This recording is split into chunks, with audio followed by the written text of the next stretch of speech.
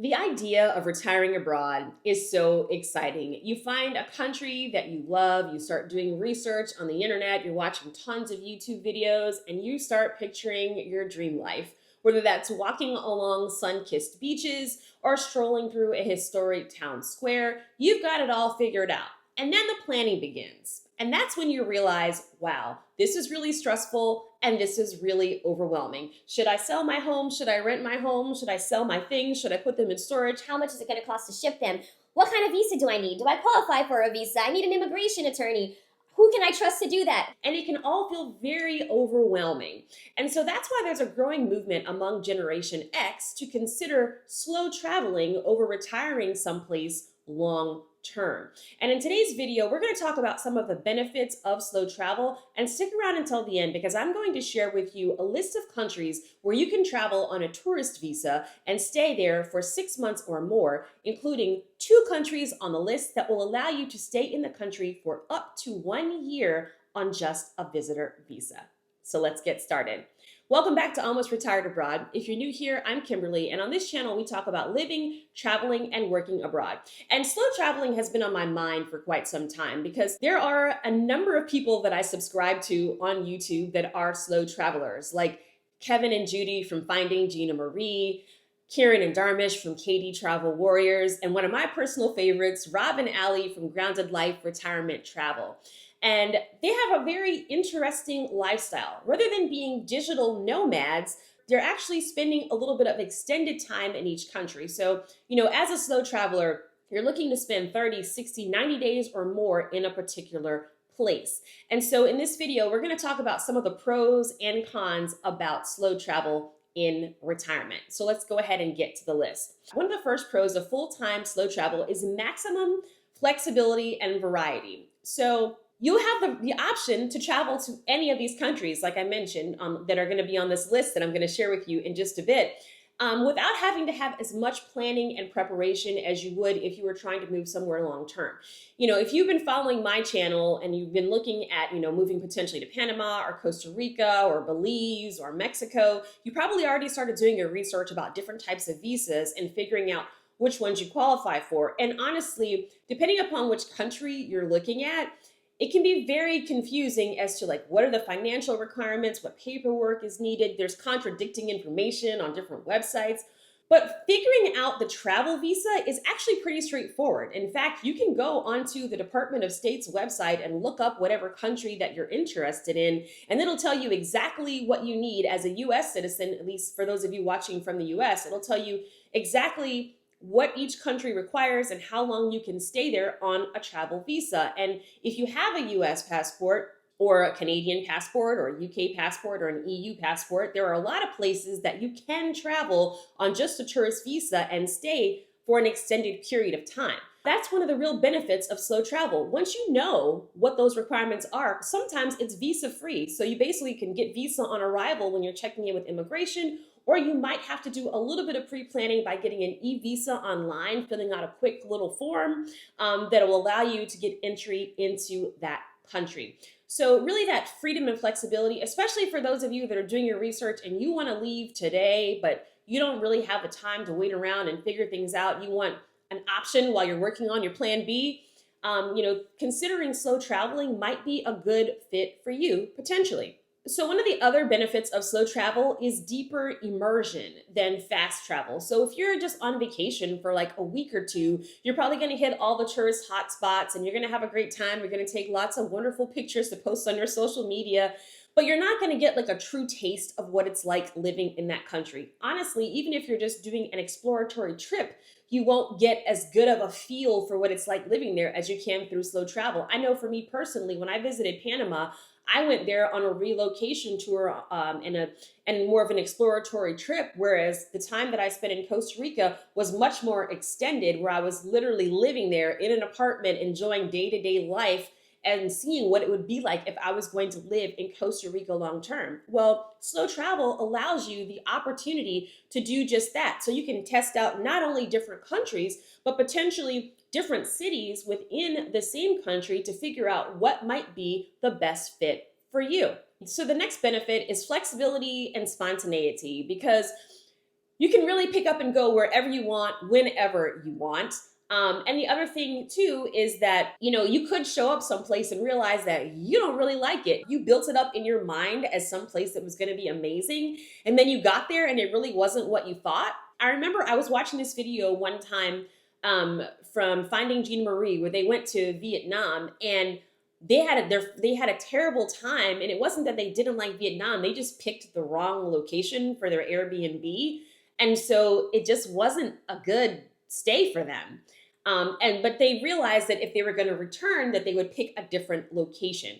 And so, if you're thinking about retiring somewhere long term, you might be just on an exploratory trip. You might go visit somewhere and pick out a condo or a house to rent or live in long term. And then after you're there, you realize you made the wrong decision. So slow travel, could be a way to kind of, again, test the waters, test things out, and see what makes more sense for you. Is this really a good fit? Because it may be, or it may surprise you. Another benefit of slow travel is the fact that you are reducing your things. So some people might see this as a blessing and a curse, because a lot of people that are slow travelers typically travel with a backpack and a carry-on, or like one checked bag and one carry-on. So you're really living a more simplistic life. So for some people, like if you have a shoe collection or something, that might bother you.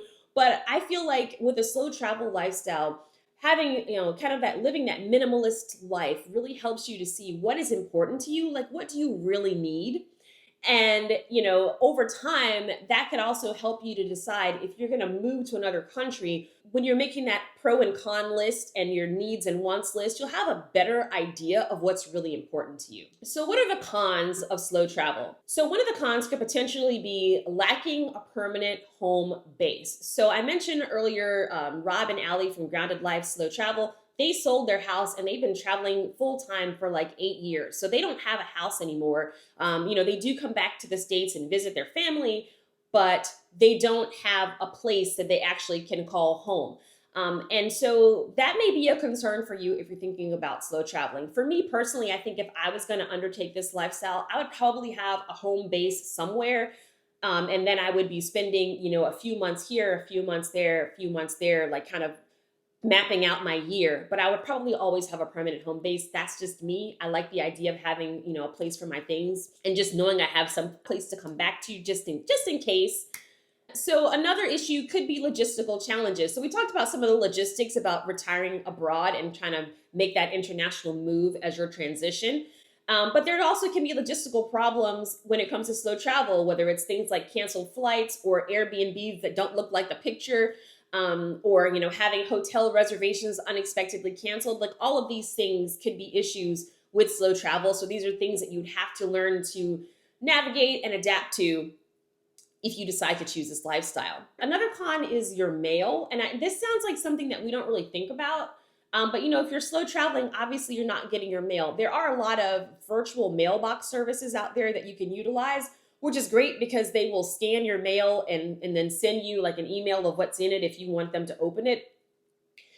But that doesn't really help you if you're getting, the bank is mailing you a check or a credit card or something else that's tangible that you actually need to get. So that's something to think about if you're thinking about doing the slow travel lifestyle. And another thing about slow travel could potentially be traveling fatigue. I know when I was watching some of Judy and Kevin's videos, they talked about how they realized they really needed to slow things down because moving too quickly was just getting exhausting for them. And so you really have to think about like what pace of travel is going to make the most sense for you.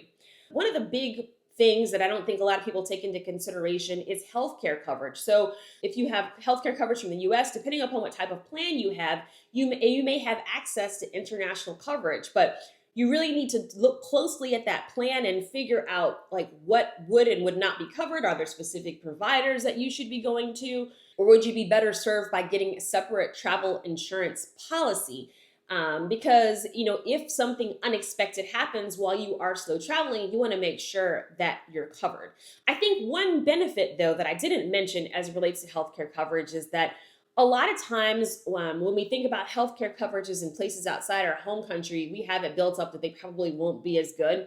And I have found that that's actually just not the case. I've seen countless videos about people getting, healthcare in places like Malaysia Thailand, Albania, and it's been just as good of quality as they've seen in the US or their home country. In fact, when I was visiting Costa Rica, some of the people that I met during my stay were actually there to get dental work done because it was going to save them significantly over what they were going to pay in the US, even with insurance. So they were going to save thousands of dollars in Costa Rica. But I think it's important that, if something serious happens, you need to make sure you have the right coverage and know what the limitations are on whatever policy that you have. And you might find that if you decide to make slow travel your full-time lifestyle, your current policy may not even cover you. You may need a specific type of travel insurance for traveling abroad. Now, I am not selling you any insurance. I'm not recommending any kind of policy. It's just something that you might want to do your own research on if you decide to do slow travel long term. There are a lot of things to consider when you're thinking about slow travel or retiring abroad long term. And if you've been watching my channel at all, then you know I love to do my research and I love to share my research with you guys. And so that's why I'm going to share with you the Retirement Travel Jumpstart course that Rob and Ali from Grounded Life Travel created. Because with me thinking about doing a slow travel lifestyle potentially, I know that it doesn't make sense to go it alone when I can learn from people that have already been doing it before me. And this video is not sponsored by Grounded Life Retirement Travel, but I do have an affiliate link down in the description that I'll share with you if you're interested in their Retirement Jumpstart Travel course. It really is a very comprehensive course that talks about all the different things that you might need to take into consideration if you're considering a slow travel lifestyle. They talk about different types of credit cards that you can use to maximize points and be able to get discounts. It talks about, looking for the proper healthcare coverage and just a lot of different types of things that you wouldn't maybe consider if you hadn't undertaken this lifestyle before. So again, I enjoy doing my research. I wouldn't share this with you if I didn't think that there was value in this product. So again, I'll leave the affiliate link in the description below. It doesn't cost you anything extra to click on the link, but clicking on the link does help to support this channel if you decide to make a purchase. So as promised, I'm going to share with you a list of countries where you can potentially stay long-term on a tourist visa. Again, this is particularly for my US passport holders out there, but depending upon what country you're watching from, whether that's Canada, the United Kingdom, or places in the EU, you want to double check with your home country to find out what the travel visa requirements are for where you're from. But for those of you watching in the US, here is the list. So again, this is not an exhaustive list, but the countries that will allow you to stay up to 180 days, so basically 6 months on a tourist visa. And these are all a little bit closer to home. So if you're looking to hurry up and jumpstart your move while you're figuring out your long-term plan B, these are some places that you could consider. So number 1 is Mexico. Number 2, Panama. Number 3, Costa Rica. Number 4, Dominica. Number 5, Antigua and Barbuda. Number 6, Barbados.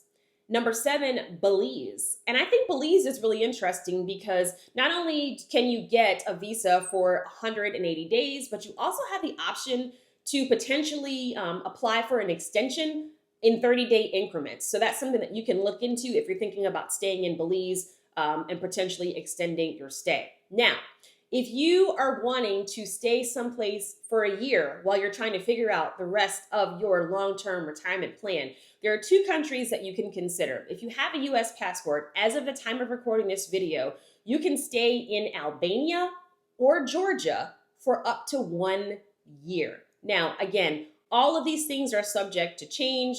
Double check to make sure that it's still accurate. You may be watching this months or years after I've recorded this video, so some of this may have changed. And also keep in mind, when a visa says that you can stay up to 180 days, it doesn't necessarily mean that immigration is going to give that to you. It's going to likely be at the discretion of the immigration official as you are entering the country.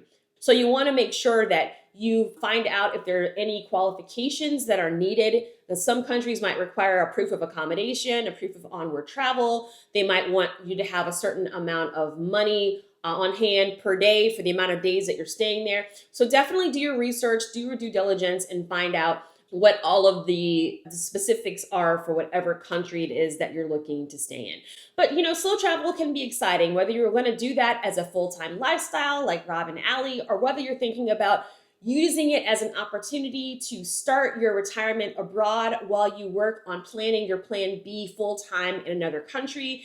It definitely presents you with some interesting options that could make your retirement equally exciting. So what do you think? Does slow traveling sound appealing to you? Let me know down in the comments. And if you already are a slow traveler, let me know in the comments too, which countries you visited and which ones you think I should put on my list. As always, I hope you found this information helpful. Thank you so much for watching. See you next time.